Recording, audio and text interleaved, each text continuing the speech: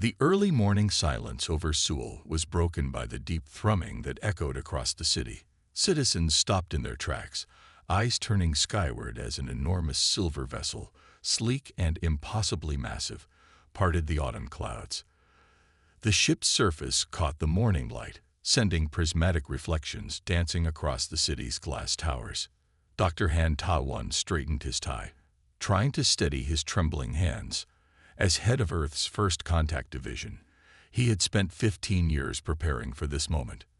Now, standing on the newly constructed landing pad at Seoul International Spaceport, surrounded by world leaders and military officials, he felt the weight of humanity's future on his shoulders. The giant ship, nearly 2 kilometers in length, descended with impossible grace. Its landing created no sonic boom, no disturbance in the air, just that constant, deep vibration that seemed to resonate in their bones. As it touched down, the gathered crowd held their breath collectively. President Chen of the United Nations Security Council leaned close to Ta-won. "Any last-minute advice, Doctor?" "Remember what we practiced," Ta-won whispered back. "No sudden movements, no aggressive gestures. We are their hosts, but also their students." A seam appeared in the ship's seamless hull, spreading like liquid metal until a vast doorway formed. The assembled honor guard raised their ceremonial weapons, and cameras from every nation focused on the opening. What emerged made even Ta-won, who had spent his career theorizing about alien life, gasp in wonder. First came beings of pure energy, their forms contained within crystalline structures that floated effortlessly through the air. Behind them glided creatures with multiple tentacles, their bodies shifting through colors like living rainbows. Most striking were the amorphous entities that moved like living mercury, their surfaces reflecting and distorting the world around them. The Federation's primary representative advanced, a consciousness housed within an ornate hovering sphere decorated with swirling patterns that seemed to move of their own accord. It positioned itself before the human delegation, and a soft hum filled the air as its translation matrix activated. "People of Earth," the sphere announced, its tone carrying an unmistakable note of condescension, "we welcome you to the greater galactic community. The federated species have voted to make contact with your world, despite some reservations." Ta-won noticed the slight pause, the careful choice of words. He had spent years studying diplomatic communication, and already he could sense something was wrong. The alien delegation's positioning, their body language, or what passed for it, suggested they were speaking not to equals, but to inferiors. The sphere continued, "We must inform you that Bictal species hold limited positions within our society. This is not discrimination, merely a recognition of natural order." The words hit Ta-won like a physical blow. He glanced at the other world leaders, seeing his own concern reflected in their faces. President Chen's knuckles had gone white where she gripped her podium. "Your kind," the sphere explained, its tone now almost patronizing, "has been observed for some time. You are considered unstable. History has proven this repeatedly. Therefore, certain restrictions must be put in place." The next words made Ta-won's heart sink. The sphere detailed a quarantine system that would effectively restrict human movement throughout Federation space. Earth would receive some technological benefits, but would remain isolated from the greater galactic community. As the sphere listed the limitations that would be placed on humanity, Ta-won noticed something else.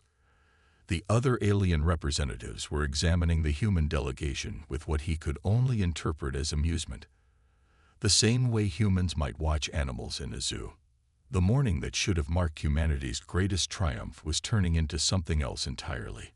As Ta-won listened to the continuing list of restrictions and regulations, he realized that this was not a welcome to a community of equals.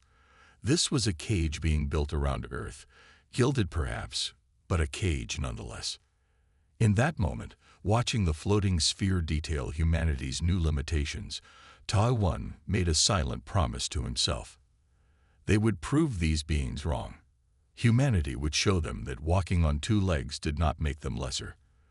The Federation had made a crucial mistake.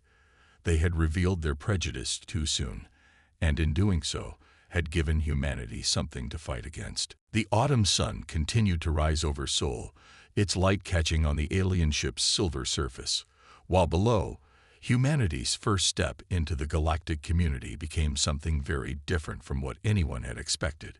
It was not a door opening to the stars. It was the beginning of a struggle that would change the galaxy forever. Kim Jisoo stared through the transparent walls of Federation Central Station, watching distant stars drift by like fireflies in the night. Her reflection showed the standard gray uniform all bipedal species were required to wear, marking them as cultural liaisons, a title that meant little in practice. The massive space station spun slowly, creating artificial gravity that suited the various Federation species. Jisoo had been here for 6 months now, one of only 12 humans permitted to work in this hub of galactic politics. The station itself was a marvel of engineering, a sprawling complex of crystalline structures and flowing architecture that housed representatives from thousands of worlds. The morning started like any other, with Jisoo carrying data crystals between conference rooms. As she walked the sweeping corridors, floating energy beings and tentacled creatures glided past, barely acknowledging her presence. She had grown used to being invisible. It seemed to be the standard treatment for all bipedal species here. During her lunch break, Jisoo met with Lee Minho in their usual spot, a small maintenance alcove overlooking the station's central garden. Minho had arrived at the station 2 months before her, and his experiences mirrored her own. "Watch this," Minho said quietly, pulling out his datapad. He had managed to access some of the Federation's historical archives during his work in the documentation department. "Look at these civilization records." Jisoo leaned closer, careful to appear casual to any passing observers. The record showed a pattern that made her blood run cold. Dozens of bipedal species had joined the Federation over the millennia, and one by one, they had vanished. The official records listed various reasons: plague, civil war, natural disasters. But the pattern was too consistent to be coincidence. The Rax civilization. Minho pointed to one entry: 10,000 years of history, advanced technology, peaceful contact with the Federation. 20 years after joining, their entire species was gone. Official cause: a pandemic. The Luminera, 15,000 years of civilization, disappeared 30 years after Federation membership. Official cause: civil war. Jisoo felt a chill run down her spine. How many? 23 documented cases, Minho whispered. All bipedal species, all gone within a few decades of joining the Federation. Their conversation was interrupted by the approach of a hovering supervisor, forcing them to quickly switch to casual small talk about Earth's weather patterns. Once the danger had passed, Jisoo found herself watching the various Federation species with new eyes. Later that day, while delivering reports to the Xenobiology department, Jisoo noticed something else. The Federation's research seemed unusually focused on bipedal species characteristics, their physical capabilities, their neural patterns, their social structures. But the research wasn't aimed at understanding. It felt more like threat assessment. In her quarters that evening, Jisoo began compiling her own secret database. She recorded every interaction, every overheard conversation, every small detail that might help explain the Federation's apparent fear of bipedal species. The work was dangerous. Unauthorized data collection could result in immediate expulsion from Federation space or worse. During her evening shift, while serving refreshments at a high-level diplomatic meeting, Jisoo overheard 2 energy beings discussing Earth. Their translators were active, but they seemed to think she couldn't understand their complex technical language. "The humans show concerning patterns," one said. "Their adaptation rate exceeds previous models. The containment protocols are in place," the other responded. "They will not exceed parameters." Jisoo maintained her passive expression, but her mind was racing. That night, she met Minho in their secure location again. "We need to warn Earth," she said. "Whatever happened to those other species, it's going to happen to us too." "We can't send direct communications," Minho replied. "Everything is monitored. But I might have found something." He showed her an old maintenance network, apparently forgotten by the Federation's current administration. "If we can reactivate it, we might have a secure channel." As they worked late into the station's night cycle, Jisoo couldn't shake the feeling that they were being watched. The Federation's seemingly benevolent facade had cracks, and through those cracks, she could see something dark and frightening. The question wasn't just why the Federation feared bipedal species, it was what they had done about that fear in the past, and what they planned to do about it in the future. The stars continued their eternal dance outside the station's walls, while inside, two humans began the dangerous work of uncovering a conspiracy that spanned thousands of years and dozens of extinct civilizations. Time was not on their side, but they had something the Federation didn't expect: the determination that came from fighting for survival. Park Sung-min's hands trembled as he examined the ancient neural scanner. The Federation's research facility on Europa was meant to study primitive technology, but what he had found changed everything. The quiet hum of quantum computers filled the laboratory as he cross-referenced his findings for the 100th time. The device in front of him, recovered from the ruins of a long-dead bipedal civilization, held secrets that the Federation had buried for millennia. Sung-min had spent 3 months decoding its data crystals, working late into the night while his non-bipedal supervisors were away. Through the laboratory's ice crystal windows, Jupiter's massive form filled half the sky. Sung-min remembered his first day here, how proud he had felt to be chosen as one of the few humans allowed to work with advanced Federation technology. Now that pride had turned to something else, a creeping fear mixed with burning determination. The neural scanner's display pulsed with soft blue light as it revealed its secrets. The ancient device had originally been designed to map brain patterns, and its database contained detailed scans of various species. What caught Sung-min's attention was the unique structure of bipedal brains.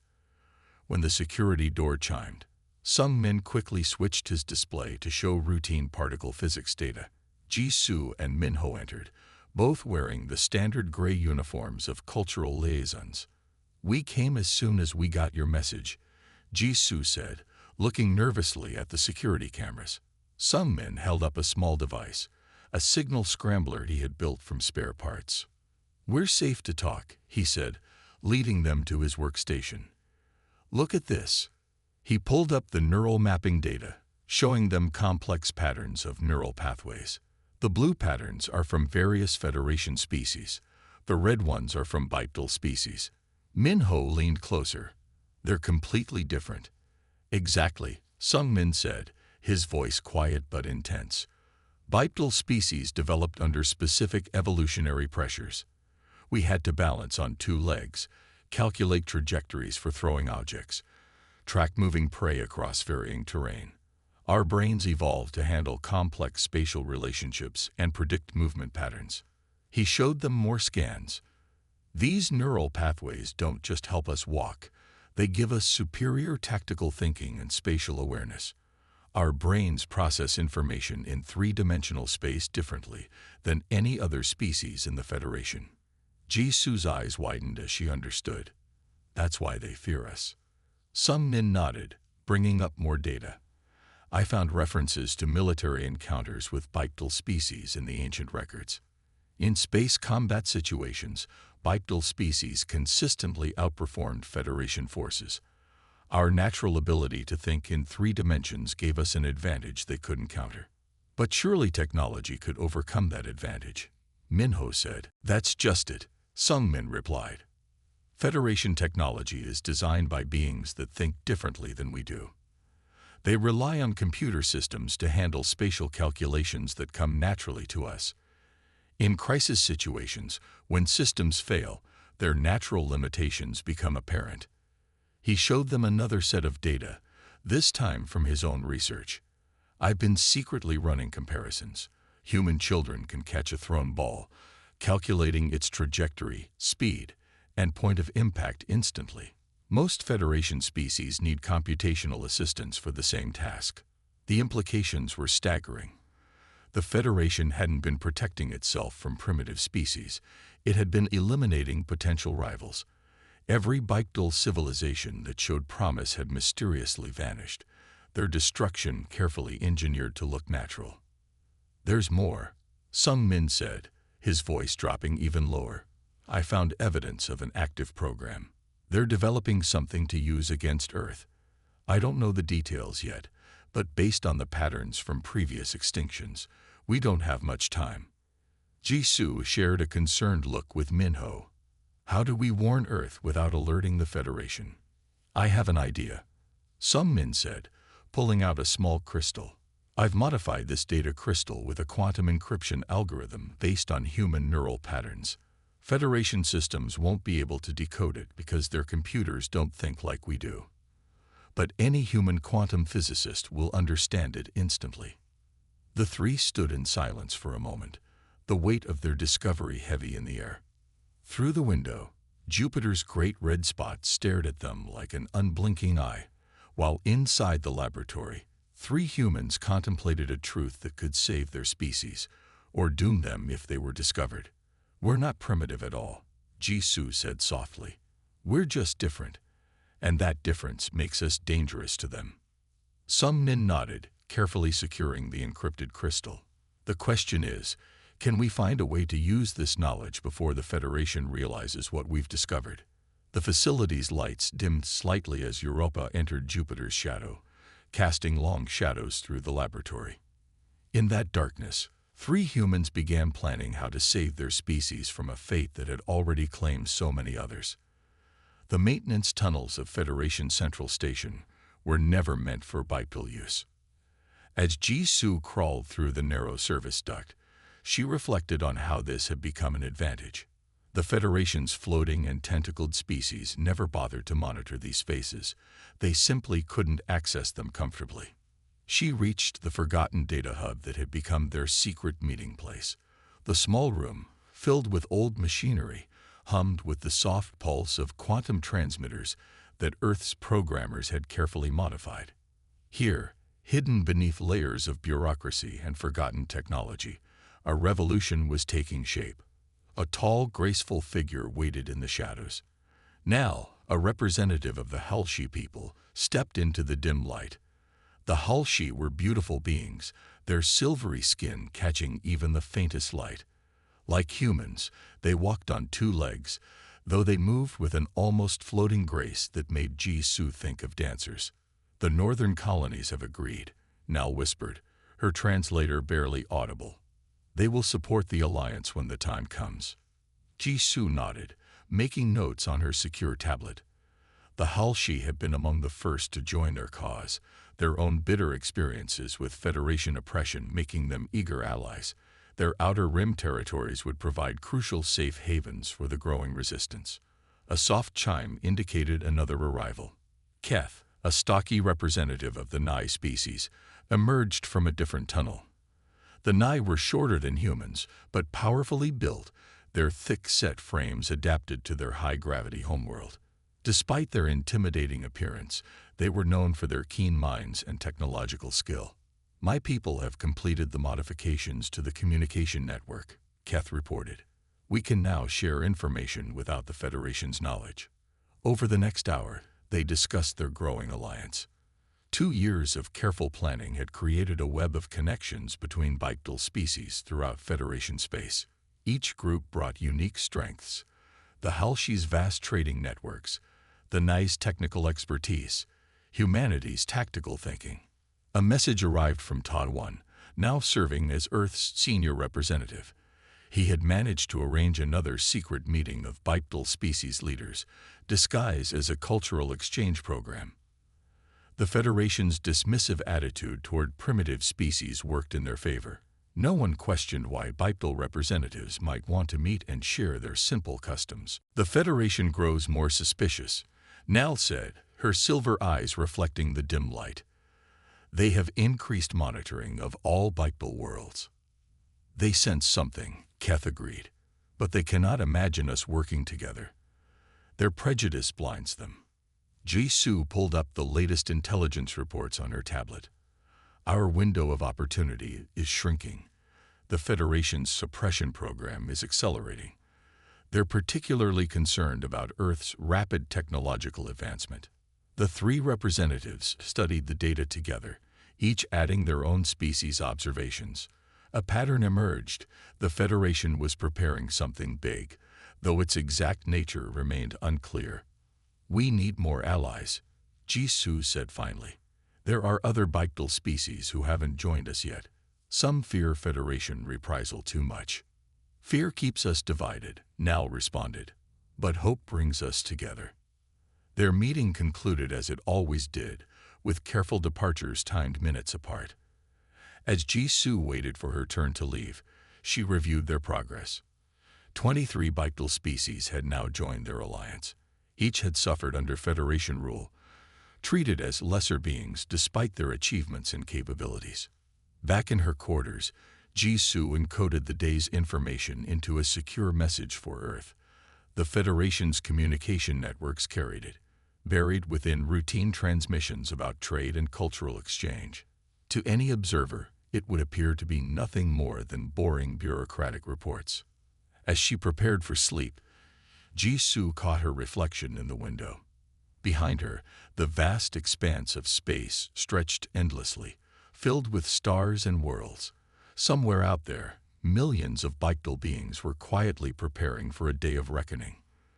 The Federation had spent millennia keeping Biktal species isolated, afraid, and dependent. They never imagined that their oppression would forge bonds stronger than any alliance built on power or fear. In trying to keep Biktal species down, they had given them a common cause, a shared purpose. The next morning, Jisoo would return to her role as a simple cultural liaison, playing the part of a compliant servant. But in the hidden spaces between official duties, she and others like her would continue building something unprecedented, a union of the overlooked and underestimated that would reshape the galaxy. Some men watched in amazement as the human test subject completed another lap around the testing chamber. 2 hours of continuous running, and she showed no signs of stopping. The Federation observers seemed puzzled, their floating forms clustering together as they made notes on their data pads. "Remarkable endurance," one commented through its translator. Though hardly useful in an advanced society. Some men kept his expression neutral, but inside he was smiling. The Federation's dismissal of Biktal capabilities had become their greatest advantage. In their arrogance, they saw only primitive creatures struggling to compete with advanced technology. Later that day, in his private laboratory, some men reviewed the complete data from his research. The human body, evolved over millions of years, was a masterpiece of adaptation.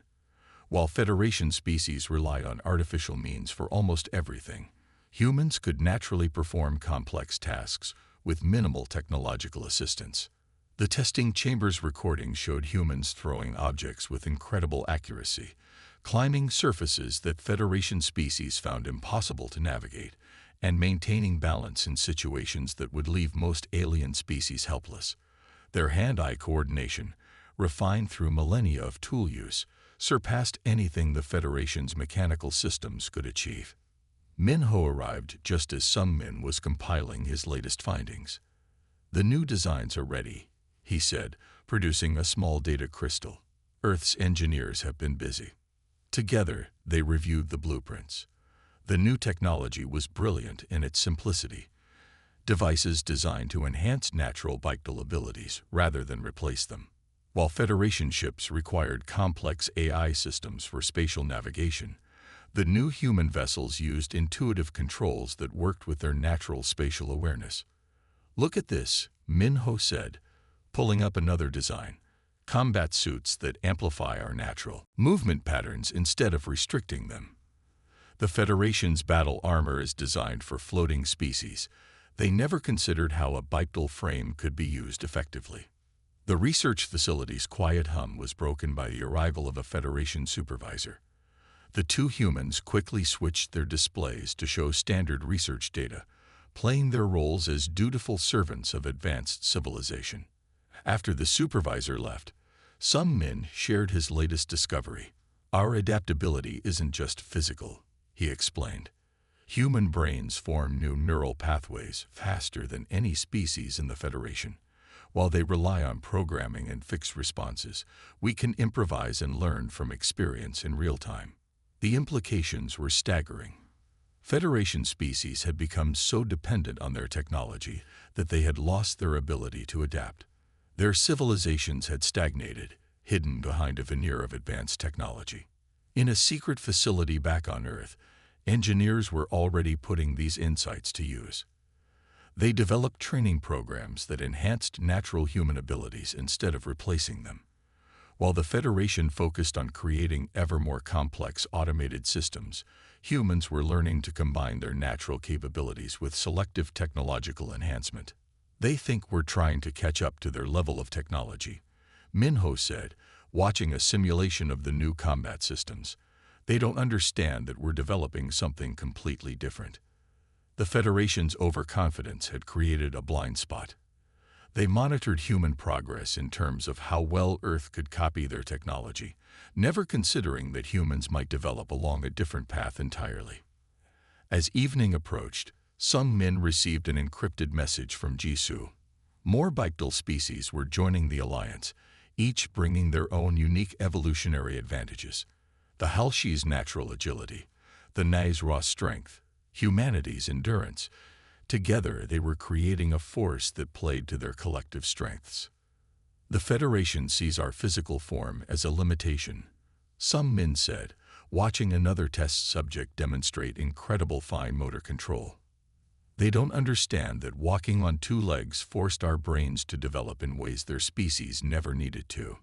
The day's last light filtered through the facility's windows, casting long shadows across the laboratory. Outside, Federation ships moved in their precise, programmed patterns, their crews relying entirely on computer guidance for navigation. Inside, two humans continued their work, knowing that every discovery brought them closer to proving what the Federation feared most, that the ability to stand upright and adapt was not a weakness to be overcome, but a strength that could change the course of galactic history. The lights in Federation Central Station flickered once, twice, then died completely. In the sudden darkness, Jisoo moved with purpose through the maintenance tunnels she had mapped over the past 3 years. Around her, chaos erupted as the station's automated systems failed one by one. The Federation's mighty computer networks, pride of their civilization, had met an enemy they never expected: simple physical switches and mechanical controls. While alien species floated helplessly in the dark, unable to interface with their dead systems, bipedal beings moved swiftly through the shadows. Section 4 secure, came a whispered report from Keth, the Nai commander. His people had taken control of the station's power core within minutes, their powerful bodies easily handling the manual override systems. Jisoo reached the central control room, where Federation officials drifted in confusion. Their hover platforms, dependent on the main computer network, had stopped working. The mighty rulers of the galaxy found themselves literally powerless. Meanwhile, across Federation space, a carefully coordinated plan unfolded. The Halshi shut down trade routes using old-fashioned mechanical locks. Human crews, trained in three-dimensional combat, engaged Federation ships with tactics that no computer could predict. From his position on Earth, Taiwan addressed the neutral species. "The Federation has hidden the truth for too long," he announced across emergency channels. "Today we show the galaxy that diversity breeds strength, not weakness." Back on the station, Jisoo watched as Federation ships tried to respond to the crisis. Their crews, accustomed to letting computers handle everything, struggled with basic manual controls. The mighty warships moved in predictable patterns, their tactics limited by programming that had never needed to account for human unpredictability.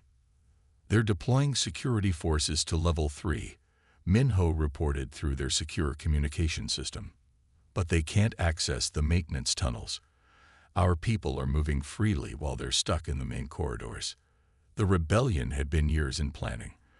While the Federation watched for high-tech attacks, they never considered that their downfall would come from beings who could simply climb through air ducts and rewire control panels by hand. Federation troops, equipped with advanced weapons that needed computer targeting, found themselves outmaneuvered by Biktal soldiers using simple projectile weapons and hand-to-hand combat skills. Their floating combat platforms, useless without power, became obstacles rather than advantages. In orbit around key Federation worlds, ships commanded by human and other Biktal captains demonstrated the difference between computer-calculated tactics and true spatial thinking. They used gravity wells and stellar phenomena in ways that the Federation's combat computers had never been programmed to understand. "The outer rim sectors are secured," reported Nell from her command post. The HFY fleet had moved with dancer-like grace through asteroid fields that Federation ships wouldn't dare enter without computer guidance. Hour by hour, the carefully maintained order of the Federation crumbled. Their technology, designed to rule the galaxy, proved vulnerable to beings who could think and move independently of computer control. Taiwan's diplomatic efforts bore fruit as neutral species, seeing the Federation's weakness exposed, began declaring their support for the rebellion. Many had watched silently for years as Biktal species were suppressed, and now they chose to stand with the rising new order. As the station's emergency lights finally flickered on, Jisoo stood in the central control room, surrounded by Federation officials who now found themselves dependent on the very beings they had dismissed as primitive. Their expressions showed the dawning realization that they had built their empire on a fundamental misunderstanding of strength. The revolution that would reshape the galaxy had succeeded not through superior technology, but through the very capabilities the Federation had dismissed: adaptability, physical skill, and the ability to think beyond programmed responses. In the days that followed, as order was restored under new leadership, the Federation's mighty ships remained docked, their computers still offline. The Biktal species, once considered primitive, had proven that true advancement came not from replacing natural abilities with technology, but from combining them in harmony. The stars shone unchanged above Federation Central Station, watching as the galaxy's balance of power shifted, not with the bang of massive weapons, but with the quiet footsteps of beings who had finally claimed their rightful place among the stars. The rebuilt Federation Council chamber sparkled under the light of 3 suns. Gone were the floating platforms and hovering seats that had once filled the space. Now beings of all forms gathered together on a level floor, symbolic of the new equality that governed galactic society. Jisoo adjusted her formal diplomatic robes as she took her place at the circular table. Around her sat representatives from hundreds of worlds, floating energy beings, tentacled entities, and Biktal species of all shapes and sizes. The chamber hummed with dozens of languages, translation matrices working to ensure every voice could be heard. 1 year had passed since the uprising that changed everything. The scars of that time were still visible in the chamber's architecture, where simple mechanical controls now sat alongside advanced technology. The Federation had learned a hard but necessary lesson about the dangers of over-reliance on complex systems. The former Federation leader, a consciousness housed in a crystal matrix, moved to the center of the chamber. Their voice, once filled with condescension, now carried a tone of humility. "Let the historical record show that on this day, we acknowledge our past errors. The suppression of Biktal species was not just morally wrong. It weakened our entire civilization."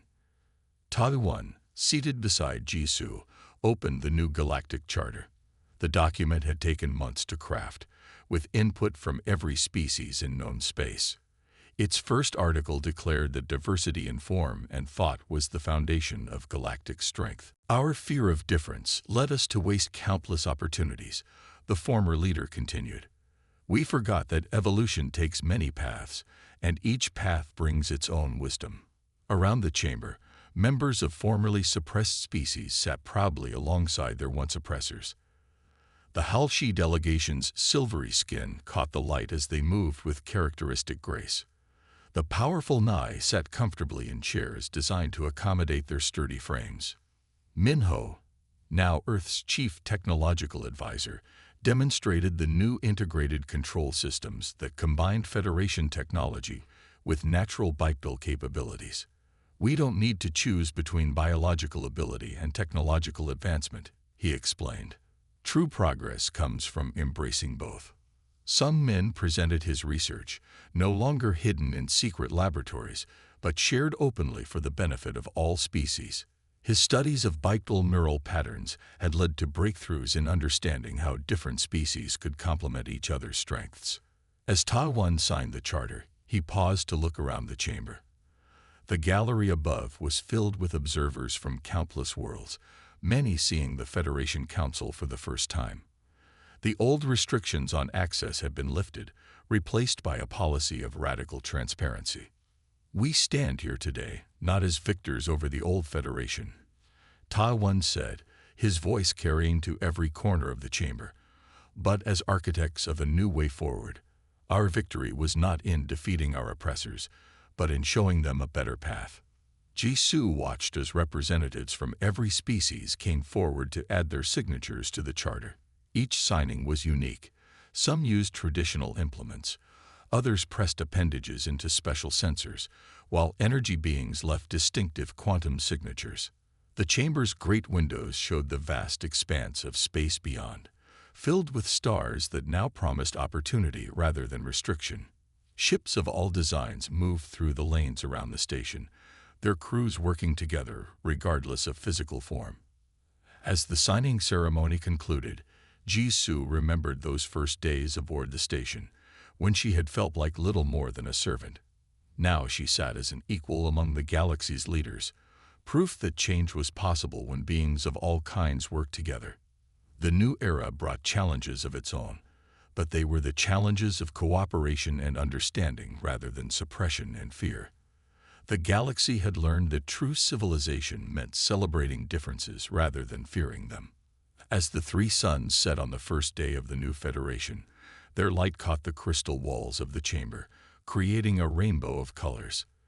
Like those varied lights, the gathered species represented not a weakness to be controlled, but a spectrum of strength that would carry them all forward into a brighter future.